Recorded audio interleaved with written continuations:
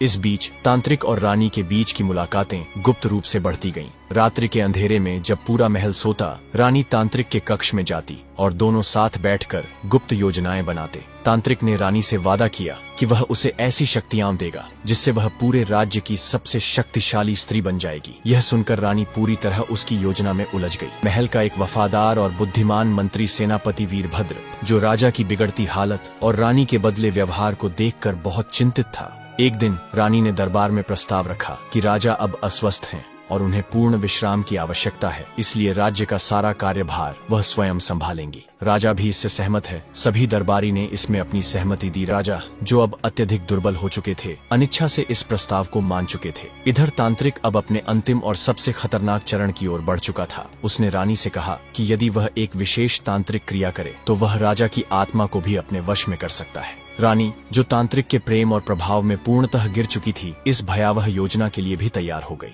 लेकिन अब राजा आदित्य सेन को भी रानी के व्यवहार पर संदेह होने लगा था। उन्होंने अपने सबसे विश्वास पात्र सेनापति वीरभद्र को बुलवाया और कहा, मुझे लगता है कि मेरे जीवन के दिन अब सीमित हैं, लेकिन मुझे यकीन है कि मेरे खिलाफ कोई गहरी साजिश रची जा रही है। मैं चाहता हूं कि मेरे मरने से पहले तुम इस साजिश का पता लगाओ और सत्य को उजागर करो। वीरभद्र ने राजा को आश्वासन दिया, राजन, मैं जल्द ही इस षड्यंत्र की जड़ तक पहुंचूंगा और सत्य को उजागर करूंगा, चाहे इसके लिए मुझे किसी भी खतरे का सामना क्यों न करना पड़े।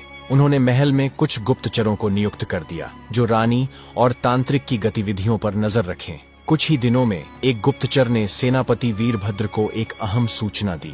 उसने बताया कि वे दोनों राजा को पूरी तरह समाप्त करने और रानी के गर्भ में पल रहे बच्चे को राज्य का भविष्य शासक बनाने की योजना बना रहे हैं। तांत्रिक ने रानी को यह विश्वास दिलाया था कि उनका बच्चा दिव्य होगा और वही इस राज्य पर शासन करेगा। रानी, जो अब पूरी तरह साधु के प्रभाव में आ चुकी थी और उससे गर्भवती हो चुकी थी, इस योजना को राज्य की नियति मान चुकी थी। सेनापति वीरभद्र ने बिना समय गंवाए राजा आदित्य सेन को सारी सच्चाई से अवगत कराया। राजा आदित्य सेन ने यह सब जानकर पूरी साजिश को समझ लिया। उन्होंने वीरभद्र से कहा, अगर मैं अब भी चुप रहा तो राज्य को हमेशा के लिए खो दूंगा।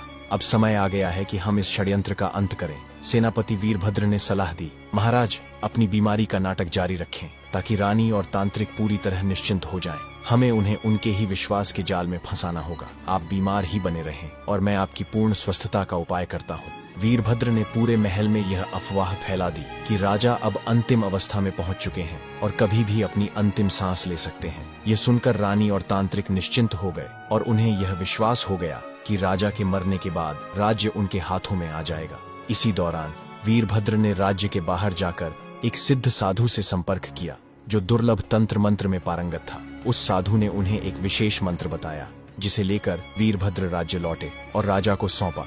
यह मंत्र अत्यंत शक्तिशाली था और जैसे ही राजा आदित्य सेन ने इसका नियमित जाप और विधान आरंभ किया, उनकी खोई हुई शक्ति और चेतना धीरे धीरे लौटने लगी। कुछ ही दिनों में राजा शारीरिक और मानसिक रूप से पूर्णतः स्वस्थ हो गए। अगले दिन राजा ने सभा बुलाई। सभा में रानी सौम्या और तांत्रिक राजा को स्वस्थ देखकर अचंभित रह गए और सोचने लगे, राजा तो मृत्युशैया पर था, फिर यह अचानक कैसे स्वस्थ हो गया। राजा ने उसी क्षण कहा, प्रिय दरबारियों, मेरी कमजोरी एक भ्रम था। मैं जानता था कि रानी सौम्या और तांत्रिक अंबिकानंद मेरे विरुद्ध षड्यंत्र कर रहे हैं। रानी, जो अब तांत्रिक से गर्भवती है, वे मेरे राज्य को हड़पने की योजना बना चुके थे, इसलिए इन्हें कठोर दंड अवश्य मिलेगा। यह सुनकर रानी सौम्या और तांत्रिक के पैरों तले जमीन खिसक गई। पूरे दरबार में गहरा सन्नाटा छा गया। राजा ने आगे आदेश दिया कि रानी और तांत्रिक को गिरफ्तार किया जाए और उन्हें जेल में डालकर तब तक कोड़े से मारा जाए जब तक उनकी जान न निकल जाए। रानी ने रोते हुए राजा से क्षमा मांगी, लेकिन राजा का चेहरा पत्थर की तरह कठोर हो गया था।